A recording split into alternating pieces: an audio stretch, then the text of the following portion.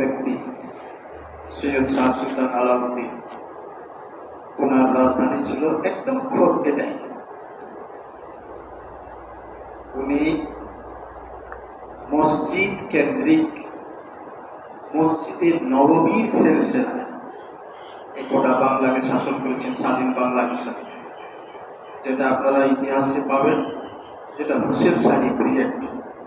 এই হুসেন শাহী পিরিয়ডের প্রথম শাসক হচ্ছে সৈয়দ আলাউদ্দিন। উনি এটা যখন সিংহাসনে বসলেন, তখন বাংলার সিংহাসনে বসলেন, তখন এটা উপাধি ধারণ করেছে। আলাউদ্দিন শব্দের অর্থ হচ্ছে দিনের বাতি।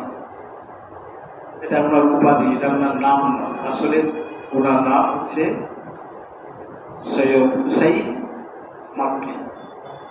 কিন্তু উনি যখন বাংলার সিংহাসনে বসলেন, তখন একটা উপাধি ধারণ করলেন। ওনার নামটা হলো সৈয়দ শাহ সুলতান আলাউদ্দিন হুসাইন শাহ। এটাই ছিল ওনার রাজধানী, অর্থাৎ মসজিদে নববীর সিলসিলায় উনি বাংলাকে পরিচালনা করেছেন। দেখবেন ইতিহাসে লেখা আছে যে আসলে শরিয়া ভিত্তিক যে আইন ছিল, সেই কথাটা না লিখে ওখানে ইতিহাসে লিখেছে যে বাংলাদেশের ইতিহাসে, জন্মবোধী বাংলাদেশের ইতিহাসে সৈয়দ শাহ সুলতান আলাউদ্দিন হুসাইন শাহ অর্থাৎ হুসেন শাহী পিরিয়ডকে, উনি বাদেও আরো 3 জন শাসক ছিলেন। এই হুসেন শাহী পিরিয়ডের এই শাসনটাকে বলা হয়েছে স্বর্ণের যুগ। ইতিহাসে দেখবেন আপনারা লেখা আছে স্বর্ণের যুগ।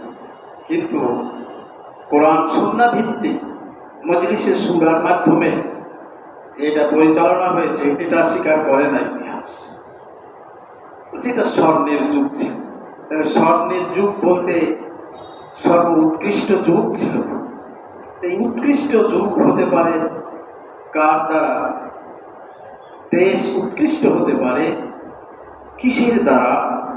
জাতি উৎকৃষ্ট হতে পারে কিসের দ্বারা? একটি মানুষ উত্তম মানুষে পরিণত হতে পারে কোরআন সুন্নাহ ছাড়া বাইরে কোনো উত্তম হওয়ার রাস্তা নাই। যতই দাবিদার হোক,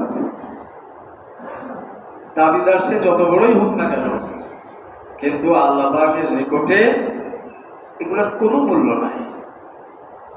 আল্লাহ রাব্বুল আলামিন এই বাংলা